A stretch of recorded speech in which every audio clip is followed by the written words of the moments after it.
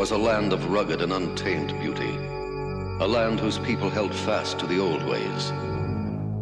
As the times changed, the people slowly embraced the mandate of a new world. The old way and the new way became one. It was here in this land that a son was born, to a mother whom many considered a sorceress. The child grew up near the river, learning the ways of manhood and the spells of witchcraft. At age 17, he became a soldier. He excelled in sports and in battle. He became a leader of men. As his power grew, so did his lust for political supremacy, for absolute rule. The country watched, the country waited, and the people blindly followed a man who would become a tyrant.